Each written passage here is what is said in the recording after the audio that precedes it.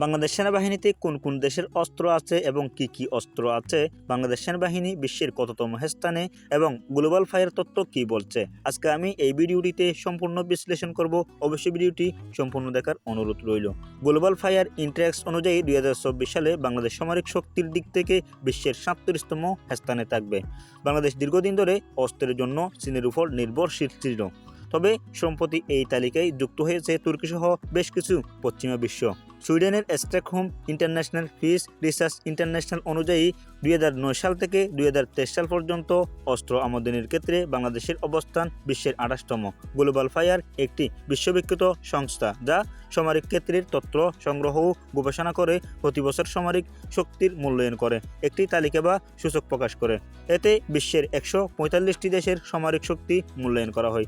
এই সংস্থার তথ্য অনুযায়ী 2023 সালে বাংলাদেশের অবস্থান ছিল 40তম, অর্থাৎ গত বছরে বাংলাদেশের সামরিক শক্তি বেড়েছে। প্রতিবেদনে বাংলাদেশের সেনাবাহিনী মজুদকে কী ধরনের অস্ত্র ও যুদ্ধ সরঞ্জাম মজুদ রয়েছে, কোন কোন দেশ থেকে দেশীয় অস্ত্র কেনা হয়েছে এবং অস্ত্র কেনার ক্ষেত্রে অগ্রগতিকার কী কী ছিল। ড্রোন। আধুনিক প্রতিরক্ষা ব্যবস্থায় ড্রোন খুবই গুরুত্বপূর্ণ।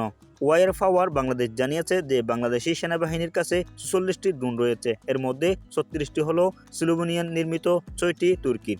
এগুলো গত বছরে যুক্ত হয়েছে। যাই হোক, 2022 সালে প্রথমবারের মতো সামরিক অস্ত্র বহন এবং হামলা চালাতে সক্ষম ড্রোন কেনার প্রক্রিয়া শুরু হয়। ড্রোন ছাড়াও বাংলাদেশের তুরস্ক থেকে অ্যাটারালি শেল, রকেট, প্রতিরক্ষা ব্যবস্থা, সাজুয়া যান, মাইন প্রোডাকশন ভেহিকল কিনছে বাংলাদেশ।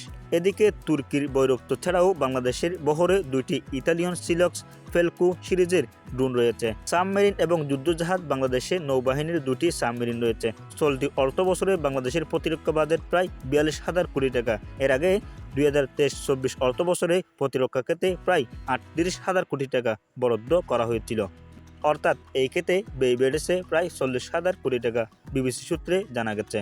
তাহলে ভিডিওটি দেখেই আপনার কেমন লাগলো বিস্তারিত অবশ্যই আমাদের কমেন্ট বক্সে জানাবেন, এবং আপনি যদি আমাদের চ্যানেলের প্রথম হয়ে থাকেন অবশ্যই আমাদের চ্যানেলটি সাবস্ক্রাইব করবেন, ফেসবুক পেজটি অবশ্যই ফলো করবেন।